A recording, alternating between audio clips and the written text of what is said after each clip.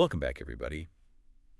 Today we're taking a deep dive into something pretty interesting. It's called Pericile, Gathering Darkness, and it looks like it could really shake up the world of tabletop RPG. It looks pretty cool. So it's got this kind of amazing combination of like classic fantasy elements, but then it also has this like really cutting edge tech, and we're gonna unpack it all for you guys. But there's a little catch here. Oh, what's that? The source material that we've got for this is a little bit unusual. Okay. So think, we've got like Naruto marketing hype, tour, and we've got like these little behind the scenes glimpses of like what the game's going to be, and even some visuals. So it's almost like we're getting this like sneak peek before the game even hits the shelves. Yeah, it's really cool. It's like we're part of the development team almost. Like we're piecing this puzzle together right alongside the creators. Okay, so first things first, Pericile. Yeah. Gathering Darkness is brought to you by Long Dog Games. Have you heard of those guys before? Yeah, they've been around for a while. I think this is like their most ambitious project yet, though. It looks like it.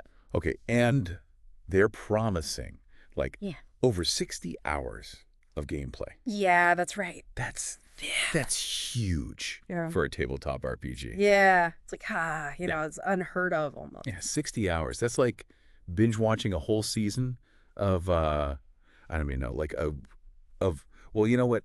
I like a whole season of a really, really like intense show. Yeah. And they're blending this kind of like the traditional tabletop experience, right? With a digital companion, like a digital app. Yeah. They call it the Loremaster app. The Loremaster. Yeah, that's what really caught my eye too. I mean, we've seen like digital tools, right, in other tabletop games, but this seems like a whole other level, like a whole new level of integration. Yeah. But okay, so before we get too lost in the digital world, let's talk about what actually comes in the box. Yeah. Right? Yeah. This thing weighs 12 pounds. I know. Like, what are they packing in there? Lead figurines or something? I know. It's pretty impressive though. It's not lead figurines, but it's you get these like gorgeous double-sided acrylic standees for all your like heroes and monsters, and there's like 75 of them. Wow, okay. You get these thick cardboard battle maps with a hex grid, for combat and stuff. So you're not like just imagining the action. You've got these like visual aids to really like bring the battles to life. Yeah. It's like a blend of a classic tabletop, but also like a really high production board game. It is, it's like a hybrid of the two, And then they've also got 2 rule books. 2 rule books, Okay, so one for like the core game mechanics, and then another one specifically for like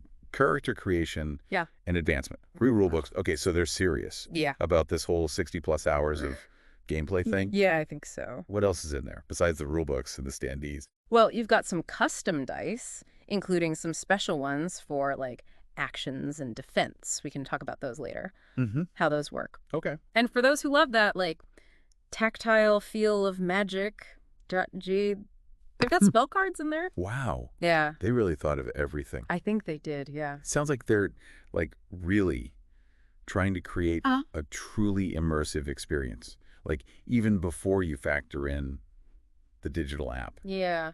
I think that's a good point. It's definitely a really fascinating approach, I think. They're clearly going for like a high level of quality and detail here. Yeah. Okay, but let's move on to like the heart of any RPG. Right. Creating your character. Yeah, right. How does that work in Pericile? All right, so character creation time, from what I've seen, Pericile uses a point buy system, which I really like, because it gives you a lot of control over your character's starting stats. Right. And then they've got these really interesting races they call kin. Yeah, I think like kin are a really key part of the game's like world building, You've got your like classic fantasy races, right? Humans and dwarves. Right. But then they introduced some unique ones too, like the Odrim. Odrims, yeah, I'd never heard of those. Yeah, what are those like? They're well, think of them like as dark elves. They're shrouded in shadow, wielding powerful magic. Definitely different from your like typical Tolkien-esque elves. Okay, so intrigue already. We've got humans, we've got dwarves. Yeah. We've got these mysterious Odrim. What other kin are there? You've got forest elves too, which are, more connected to nature and skilled in like, stealth and archery. And then there's also The Everkin. Everkin. Everkin. Yeah. Okay. I'm officially hooked. Tell me about these Everkin. Okay, so imagine them as like these mischievous, nimble creatures. They're always up for an adventure, right? Kind of like halflings, but with a little bit more of a trickster vibe. Okay. So five distinct kin, a point-buy system for stats. This is shaping up to be like a seriously customizable RPG experience. Yeah, totally. But how do those points actually work? You mentioned they're tied to the 3 primary attributes, right? So the 3 core attributes are might, dexterity, and knowledge. Okay. And these govern your character's basic abilities. So might is like your strength and your physical prowess. Right. Dexterity influences your agility and speed. And then knowledge represents like your intelligence and magical aptitude. Okay. So if you want like a brawny warrior type, you would pump up your might. Right. For a nimble rogue, it would be dexterity. Right. And for a wise mage, knowledge would be key. Exactly. That's the basic idea, yeah. But you don't just like dump all your points into one attribute. Okay. So the beauty of the point-buy system is that you can have these more nuanced character builds. Yeah, totally. Okay, so we've got your core attributes sorted out, but how do you actually specialize your character? Do they have classes? Yeah. Like fighters and wizards? Yeah. Or is it more freeform? Well, Pericile uses a different system. It uses like a skill and discipline system, which is pretty unique. Okay. So you choose skills, right, that represent your character's like proficiencies. Okay. So think like sword fighting, archery, lock picking, or even diplomacy. So you could have a character who's like strong A&D, carries mail. Exactly. Or like stealthy and good with traps. Exactly. Yeah, exactly. And then on top of skills, you have disciplines. Okay. And those are like more specialized areas of expertise. So like what kind of things? So think like alchemy, enchanting, shadow magic. Okay, so you can really like tailor your character to your play style. Yeah. You could have like a warrior who dabbles in healing potions or a rogue who's an expert in like ancient languages. Exactly. This is making you want to like build a character right now. I know, right? The possibilities are like endless.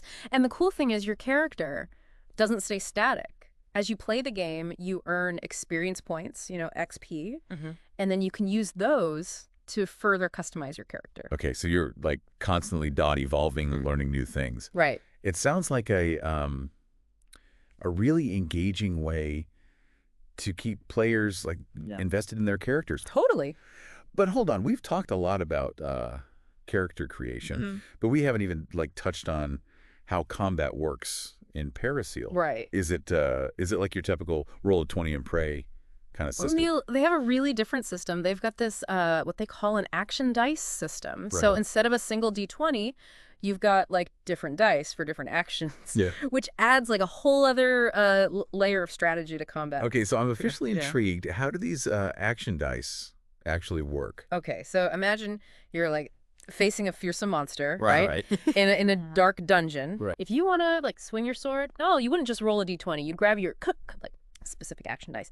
4 like melee attacks, roll those and compare the result to the monster's defense. So different actions. Yeah. Different dice. And the dice themselves, like ticks. Determine your chance of success or failure. Yeah, exactly. And then, your character's attributes and skills modify those rolls, give you like bonuses and penalties. Okay. So this is starting to sound like a really tactical combat system. You have to, choose your actions carefully. You've got to consider like the type of dice that you're rolling and the potential outcomes. Right. And it's not just about brute force, positioning, strategy, teamwork all play a crucial role. This is getting more and more interesting. But what about magic? We know this is a dark fantasy setting, so surely spell slinging's a big part of the game. Oh yeah, magic is a powerful force.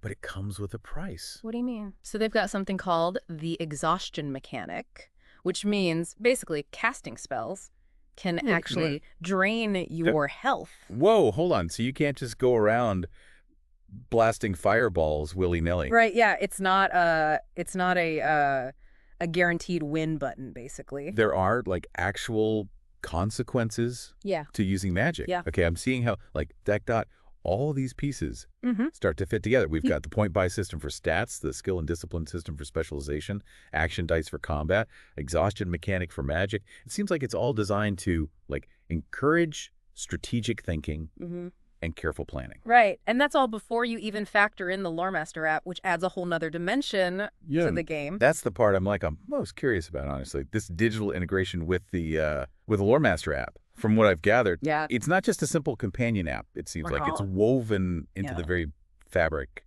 of the game. Yeah, you're absolutely right. Yeah, the Loremaster app isn't just an optional add-on. It's an integral part of the experience. Think of it as like a virtual game master. Yes. It's guiding you through the world. It's managing like combat scenarios. And it can even adjust the storyline based on like your action. Hold on, adjust the storyline. So it's not just a fixed narrative. The game actually reacts to like our choices. That's the beauty of it. Yeah, it creates this like dynamic, responsive game world. It feels truly alive. It's like you've got this like personal storyteller that's tailoring the adventure to your decisions. This is blowing my mind. It sounds like they're like trying to, blend the best of tabletop gaming, right? That social interaction, the collaborative storytelling, with the possibilities of like modern technology. Exactly. Yeah, I think that's what makes Pericile Gathering Darkness so fascinating. It's like pushing the boundaries of what's possible. All right. So I think we've covered a lot of ground here in part one. We've talked about the games, like the impressive physical components, Gavroso Pin. We talked about that unique character creation system, the innovative combat mechanics, the intriguing magic system, alchemy, and the mind-blowing Loremaster app. Yeah, I mean, we've only just scratched the surface. There's so much more to explore. We can get into the specific details of, like, the different kin, and we can talk more about, like, the role-playing possibilities of the skill and discipline system. And we can't forget about, that kind of, like, looming question. How does the Loremaster app actually work in practice? How does it enhance the gameplay experience? Exactly. We'll be delving into all that and more in part 2. So stick with us as we continue our deep dive into the world of Pericile. Gathering Darkness. This is shaping up to be an epic adventure. As we were talking about the different kins, the artwork for this game, it really stood out to me. Like the Odrim especially have this incredibly striking design, all sharp angles and shadows. Oh, yeah, totally. It's like they stepped right out of a Gothic novel. Right. Yeah. And that got me thinking, like, what if the visual elements aren't just for, like, Godot decoration? Right. What if they're hinting at, like, Didot's the game's overall tone and story? That's a great point. The visuals definitely create a really strong impression. Like, we see a lot of, dark, foreboding imagery, like crumbling castles, twisted forests. Those lurking creatures with like glowing eyes. Yeah. It's like they're setting the stage for like a classic Gothic horror story. I know. And it makes me wonder how the Loremaster app like enhances that atmosphere. Does it just like throw in some spooky music? Yeah. Or is it like more than that? Oh, it's definitely more than that. The Loremaster app is designed to be like a fully immersive experience. Yeah. So imagine like you're exploring a ruined cathedral. The wind is like howling outside, and suddenly the app starts playing this haunting choral music, like building that tension and suspense. Oh, I can practically feel the goosebumps already. Right. That's such a clever way to like draw players into the world. Yeah. But you know what I'm really curious about? What's that? Those Everkin, we kind of glossed over them before, but it sounds like Vegap could be the wild card of a game. They're definitely the most enigmatic of the kin. Like the source material describes them as, small and nimble with a mischievous streak. They're skilled in illusions and trickery, and their connection to the spirit world gives them like a really unique perspective on magic. Okay, so they're not just your typical like lighthearted halfling types. Right. There's like a darker, more mysterious side to them. I'm picturing them as these like cunning, unpredictable characters who could be like allies or enemies, so depending on the situation. Totally, yeah. And think about how their like trickster nature could play out in this like Gothic setting. Imagine them like leading you astray in a labyrinthine forest, or like playing pranks on you that turn deadly serious. I love it. It adds a whole other layer of entry to the game. But let's go back to those core attributes for a second. That might, dexterity, naughty on knowledge. Okay. How do those actually translate into gameplay? I'm curious how they, like, Gaton interact with the skill and discipline system. Okay, so this is where the game gets really interesting. So your attributes, they determine your base potential in different areas. Yeah. While your skills and disciplines represent your learned expertise. So for example, a character with high might, right? Okay. Might naturally be strong. They could choose to specialize not in sword fighting or wrestling, through their skill choices. So it's like you're building on your high non-natural talents. You might have a knack for magic, right? Yeah. Because it's like high knowledge. Right, but then you can choose to focus on specific disciplines like elemental magic, healing, or necromancy. Exactly. And the choice of disciplines is really diverse. Yeah, you can be a master alchemist, brewing the potent potions. Or you could delve into the secrets of enchanting, imbuing items with magical properties. It sounds like there's a lot of room for customization. Yeah. You could have 2 characters with the same high knowledge attribute, but they could end up being completely different spellcasters based on their chosen disciplines. That's the beauty, yeah. It allows for, this wide range of character builds and play styles. And it sounds like the point buy system plays a key role in that customization. It gives you the freedom to allocate your points where you want them. Right, shaping your character's strengths and weaknesses. From the start. Yeah. But remember, every choice has consequences. If you put all your points in the into might and you neglect knowledge, you might end up with this powerful warrior who can't even cast a basic spell. Right. It's all about trade-offs. Yeah. Making choices that that fit your play style. Speaking of choices, let's revisit that action dice system for a second. We talked about how different dice are used for different actions, but can you give us a more concrete example of how it works in practice? Yeah. Sure. Let's say you have you have your brave warrior with all those might points, right? Okay. And they want to attack a monstrous spider. Okay. They would grab their melee attack dice, which might be like a set of 6-sided dice, maybe 3 of them. They roll those dice, add any bonuses from their strength and sword fighting skill, and then compare the total to the spider's defense rating. Okay, so it's not just hitting a target number. Right. You're actually trying to overcome the enemy's defenses with your data attack roll. Right, and the type of dice you roll really matters. Okay, so maybe those melee dice, they have symbols on them instead of numbers. And some sides might, indicate a critical hit. Others, a glancing blow. It adds this element of unpredictability and excitement to every combat encounter. So it's not just about crunching numbers. Right. There's the narrative element to the dice rolls. Yeah. As well, I'm guessing.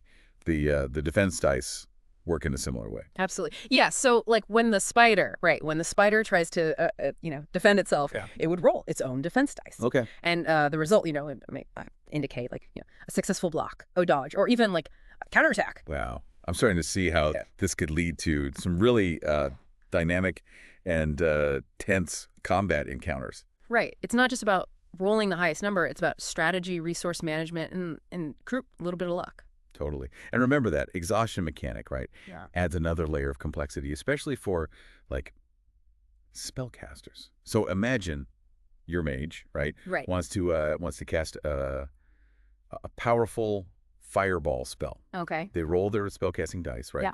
They successfully hit their target. They incinerate the spider. Epic. Right. But then what? Yeah. What's the cost of that? Loss of spell. Well, depending on the spell's power, the mage might suffer a certain level of exhaustion. Maybe they lose a few hit points, representing the magical energy drained, or maybe they gain an exhaustion token, which could give them a penalty to future actions. Okay, that's a clever mechanic. It makes spellcasting a strategic decision, not just a guaranteed win button. You have to think carefully about when to unleash your most powerful spells. Right. It all ties back to that core idea, risk and reward. Whoa. Okay, permeates the entire game. This is making me more and more excited to actually play Pericile. It seems like they've really, really thought through the mechanics. You create a system that's both engaging and challenging. Right. But it's still the biggest mystery to me. What's that? That Loremaster app. Yeah. We've talked about it, right? Yeah. But we haven't really delved into how it actually works. Yeah, that's a perfect segue into our next discussion, I think. The Loremaster app, I mean, it's the heart of Pericile's innovation. Yeah. And it deserves its own deep dive. Let's do it. I'm ready to uncover the secrets of this Loremaster app and see how it transforms this already impressive RPG into something truly revolutionary. Okay, so we've covered the physical game. We talked about character creation, the combat system, all super cool. But now let's talk about the elephant in the room, or the digital dungeon master in the app. How does this Loremaster thing actually work? So think of it as a combination of a storyteller, a rule book referee, and that friend who always picks the best music for game night. Okay, so instead of flipping through pages and arguing about rules, the app handles all that behind the scenes stuff. Exactly. Yeah, it tracks initiative, it manages monster stats, calculates damage, but it goes way beyond that. Okay. So imagine you're in that creepy cathedral that we were talking about. The Loremaster app might describe the flickering candlelight and then prompt you, the players, to make a choice. Okay. Do we go left down the shadowy aisle or right towards the chanting that we hear? Classic RPG dilemma. Exactly. And your choice isn't just about what happens next in a fixed story. The app can adjust encounters, reveal secrets, even change the tone of the music based on your decisions. Whoa. So it's not like a video game where the story is pre-programmed. The app is actually reacting to us. Yeah. To the players. That's what's so innovative. It creates this sense of agency, you're truly shaping the narrative. And remember those 60+ hours of gameplay that they promised. Well, that's possible because the Loremaster app can handle so much complexity. It tailors the campaign to your play style. Almost like having a team of game designers right there at the table with you, customizing the experience on the fly. Right. That's incredible. But hold on, I have to ask the skeptical gamer question here. Okay. Does this take away from the role of the human game master? It's a valid concern. Yeah. But I think it depends on your perspective. Some game masters, they might love being freed up from the the tedious tasks so they can focus on storytelling and role playing. Others might miss having full control. Some people dot cooking from scratch, right? And others are happy with a meal kit that kind of guides them. Both are valid ways to enjoy the process. Exactly. The Loremaster app, it's not meant to replace human creativity. It's meant to augment it. Okay. It provides a framework, a foundation, but ultimately, it's the it's the players and their interactions and bring this story to life. Okay, this is all so fascinating, but I'm still missing one key piece. What is the story actually about? We know it's that dark fantasy, gothic horror, right? But what's the overarching plot? Well, Long Dog Games has been very secretive about the the campaign details, but based on the source material, it seems to center around an ancient prophecy, a gathering darkness that threatens to consume the world. The players are likely thrust into the role of unlikely heroes who must unravel the mystery and find a way to stop the darkness. Ooh, classic hero's journey stuff, but with a dark gothic twist. And remember those those glowing runes that we saw in the artwork? I bet they're connected to the prophecy somehow. I'd wager you're right. The runes seem to represent some ancient magic, right? Perhaps corrupted or forbidden. Yeah. And think about those Odrim. Masters of shadow magic. They could be allies or enemies, right? In this fight. Depending on their motivations. This is giving me so many ideas. If I were to make a character, I'd be tempted to play an Everkin rogue using their trickery to navigate the shadow and uncover the secrets of the runes. What about you? What kind of character would you create? You know me, I love a good spellcaster. Yeah, I'd probably go for a forest elf mage, drawing on the power of nature to combat the darkness, but also like wrestling with the ethical implications of wielding like such potent magic. That internal conflict, like that's a great hook for a character. It highlights how Pericile isn't just fighting monsters. It's about making tough choices, confronting moral dilemmas. It's about the human element, right? At the heart of every epic story. Yeah, and that's what makes tabletop RPGs so compelling. They're not just games; they're collaborative storytelling experiences. You get a chance to step into another world, and become someone else, face challenges, and achieve victories alongside your friends. In Pericile, Gathering Darkness with its innovative blend of those classic mechanics. And then also that cutting edge technology. It seems poised to take that experience to a whole other level. From what we've seen, like it offers this like unprecedented level of immersion, customization, and storytelling potential. It's a game that's both familiar but also groundbreaking. Inviting us to rediscover the magic of tabletop RPGs. So to wrap up this deep dive, if you're looking for an RPG that pushes boundaries, that challenges you to think strategically, and that immerses you in a dark and captivating world, Pericile, Gathering Darkness might just be the game for you. It's a game that invites you to to explore, to discover, and to create your own legend. And who knows, maybe your legend will be even more epic than the one Dog Games has crafted. Until next time, may your dice rolls ever in your favor.